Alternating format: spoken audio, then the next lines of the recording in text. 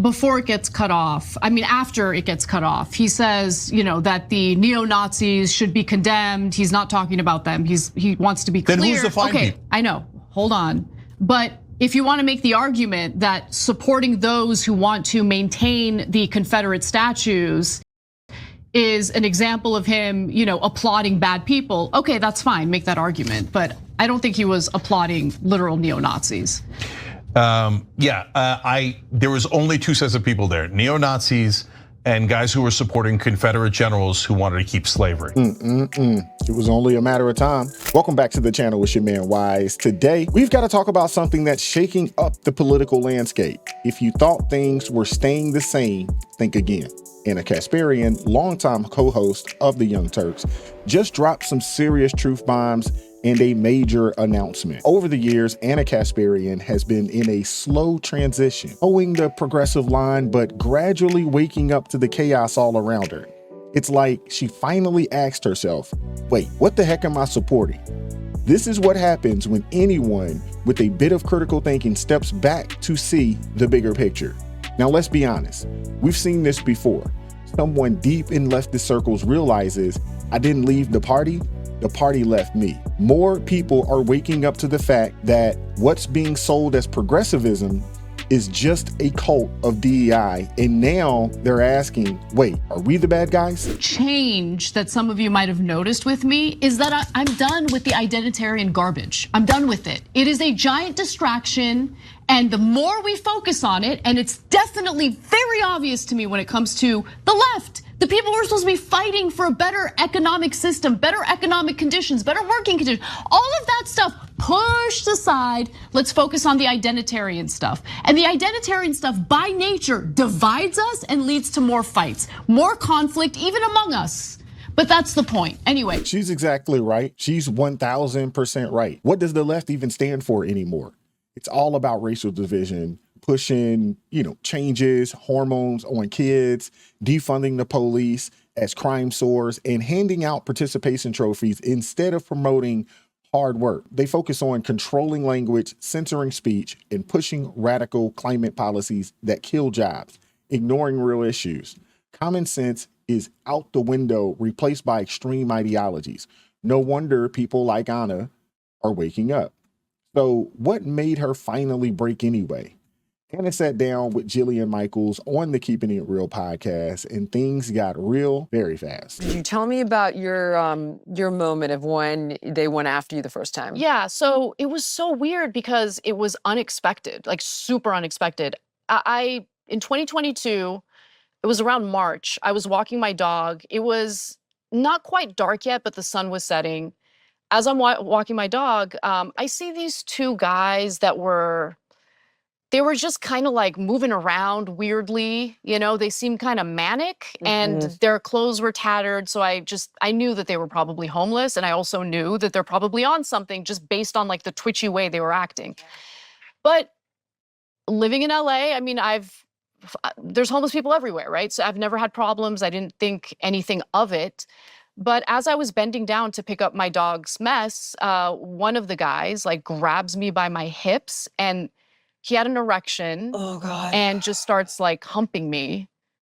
And I didn't know what to do. Like I was terrified. I didn't have a weapon on me. Yep. Like I had no way of defending myself. I didn't know how far it was gonna go because it's two guys. I'm by myself with my little dog.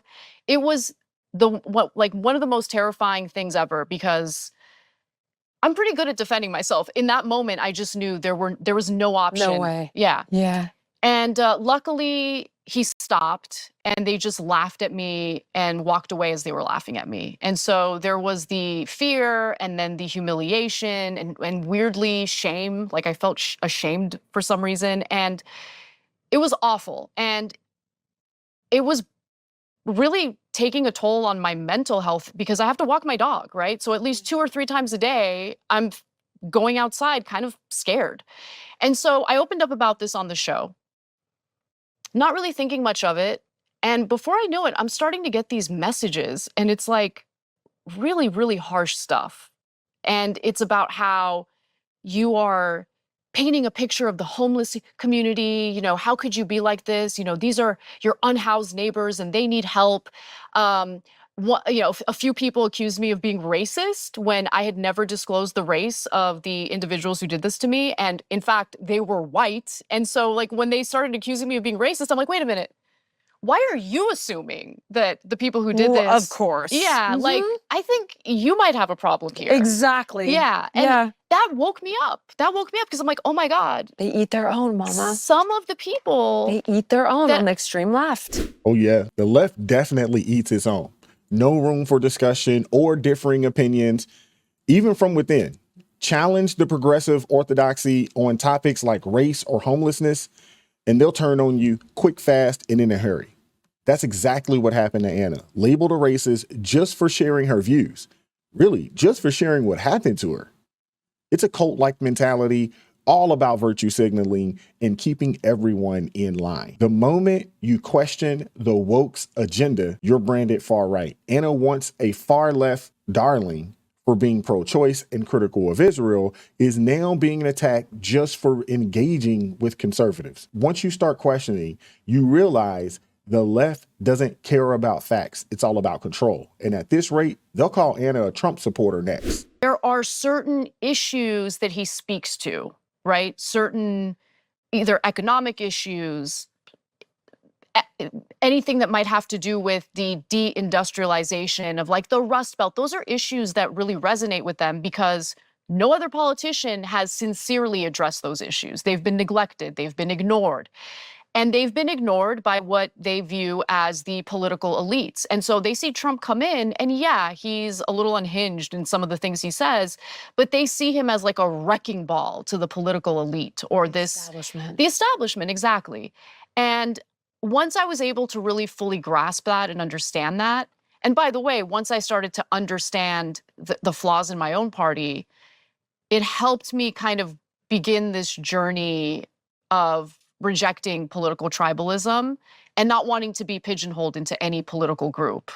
I want to feel free to think for myself and to explore ideas without feeling guilty about it. Good for Anna, but stepping out like that isn't allowed on the left. It's a cult. Once you start asking real questions and challenging the narratives, it unlocks a whole new level of understanding. That's what Anna is doing, and I respect her for leaving the echo chamber. But the left hates when you think for yourself. It's not just Anna. Max Blumenthal, once a favorite for slamming corporate power, now defends Trump's foreign policy because it makes sense. Matt Taibbi, who exposed corporate greed for Rolling Stone, is now shunned for calling out the left's nonsense. Russell Brand, once their golden boy, becomes a Christian and the left can't handle it. The pattern is everywhere. Dave Chappelle, Tulsi Gabbard, RFK Jr., Kennedy. The left loses it whenever someone steps out of line. People are waking up and the woke mob is losing control. Since I kind of started speaking out against some of the behaviors of the left or on the left, of course, that led to a lot of backlash from the left because you're not, you're only supposed to call out the other side. You should never, hold your own side accountable when they're engaging in intolerant behavior. But once I finally felt comfortable enough to raise concerns about how the left talks about crime, for instance, and things like that, they couldn't wait to like purge me. Like I really did notice that there was this effort to just do away with me. I'm not pure enough. I'm not good enough. Like you're not one of us. And I had already gotten to a point in my life where I was willing to accept that treatment as long as I was able to speak my mind. And it took me at least a year, if not more, to finally feel comfortable to come out and say, no, the way that we're handling homelessness is not the right way to handle it. No, it turns out that crime is real and there are some people in society who are a danger and a threat to the public and they should be in prison. And, I was saying this stuff in the left-wing era of abolish the police or abolish the prison, the prisons. And as they were trying to purge me, you have the right wing asking you to come join with open arms, right? And it's just so interesting to me. Look, I'm not a Republican and I'm not really I'm a little more socially conservative than I was when I was younger, but not on issues like gay marriage or whatever. It's more on, actually police are important and we need to reform policing, yes, but the idea that we need to, shut down prisons, which we have in California. We've shut down 4 of them. Now there's no room for inmates and they're just releasing people as early as possible with this BS like good behavior credits when they're behind bars. No transparency on that. We don't know like what they did to deserve to get like 20 years shaved off their sentence. But okay. So like this stuff is all going on. And I have a few views that have changed and evolved, but that doesn't necessarily mean that I'm in line with the Republican Party. Right. But they don't care. They don't care that I have some differences with them. What they care about is, honestly, on one hand, if I'm being cynical, power. They understand that in order to be a powerful party, you need to be more welcoming and you need to have broader coalitions of people. I think there's a side of the Republican Party that understands that. But there's also this faction in the Republican voting base that consists of disaffected Democrats. And I don't know if they've fully bought into what Republicans are selling, but they don't feel welcome on the left. So they've been absorbed onto the right.